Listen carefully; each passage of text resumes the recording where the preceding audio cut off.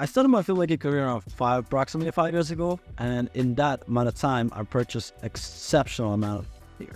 Most of them were because of YouTube videos. I was just eager to learn, and I'm like, yeah, if I purchase this one, that will make my filmmaking so much better. Or I was like, the kind of the dopamine thing.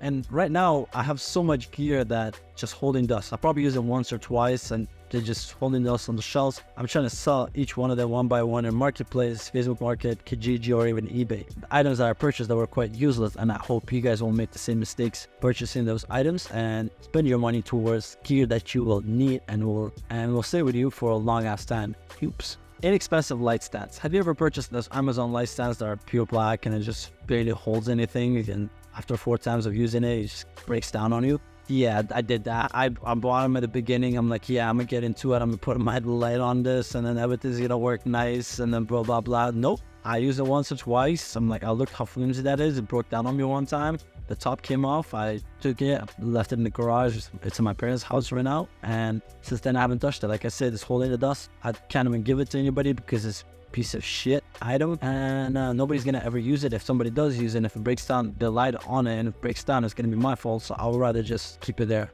If you buy an expensive one, it will last you for a lifetime. So just purchase one really good one or a couple of really good ones, and you'll have them for the rest of your life. Affordable tripods can be expensive. I personally right now really want to purchase a satellite, which is like around $10,000, but I can't. From my experience, what I learned that if you have a $10,000 camera and you put it on $400 tripod, which is flimsy, doesn't pan or tilt properly, first of all, it's going to make your footage look horrendous, and second of all, you never know when it's going to break down.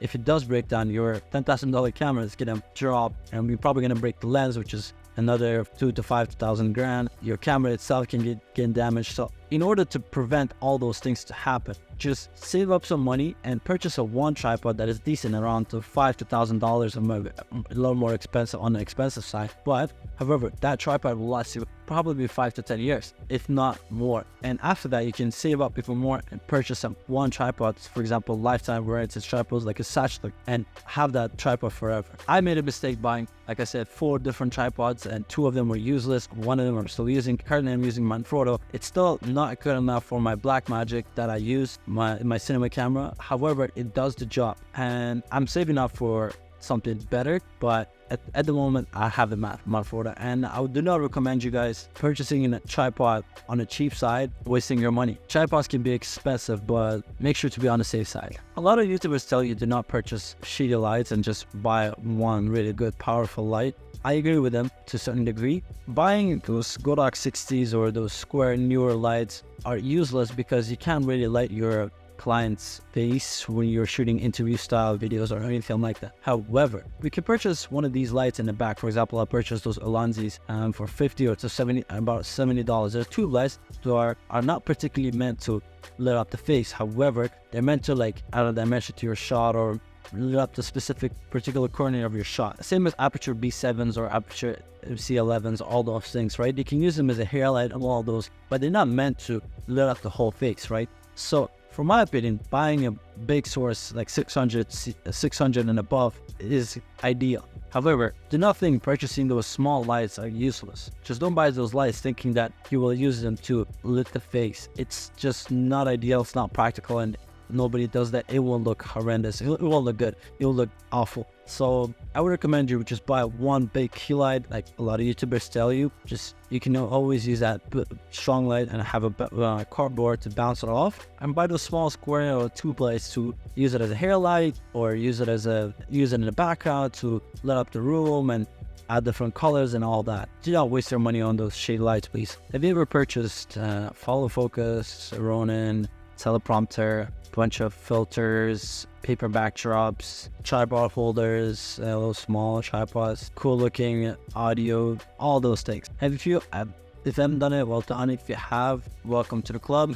I personally bought all of those things. New Police Now, Focus, Ronin M, sold it, Ronin SS, SC, whatever bullshit, sold it, teleprompter, a bunch of paper backdrops, a couple of small Manfrotto tripod holders, clamps. Actually, clamps are quite useful. I used to watch YouTube videos and just to get inspired, I'm like, yes, I'll buy this and I'll start shooting more. The more you do it, the less you realize how miserable you're gonna get. The more items you buy, the less you want to work. It's like you buy it, you use it once or twice, and that's it. you don't want to do anything anymore and you're looking for the next item. I wish I knew at the beginning how useless those items were. I wouldn't end up purchasing them and saving up to buy my dream tripod or dream camera. It's quite annoying because if I could go back and do one thing, that would be what kind of shoots that I like, what kind of camera movement do I like, what kind of lens do I like, what's my favorite look, do I like moving shots, do I like tripod shots, pans, tilts, do I like 35mm, do I like 16mm or 85mm, do I like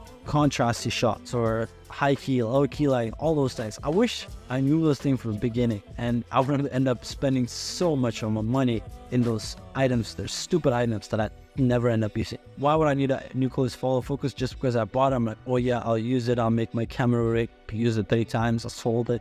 Now I'm using manual follow focus, which is way more useful, and I use it all the time. Ronin M, I probably use it a handful of times. I'm like, yeah, I'm gonna shoot a music video like a lot of those guys, but most of my music videos I try to shoot handheld or tripod. I wish I knew all those things. I wouldn't spend my time buying them, using them 2-3 times, and wasting my money. The key is to find specific style of work that you love the most and purchase items that will fit your style of look. You know what I mean? If you, like I said, if you're a tripod shooter, buy a really good tripod. Don't waste your money on Ronin. You can always rent that.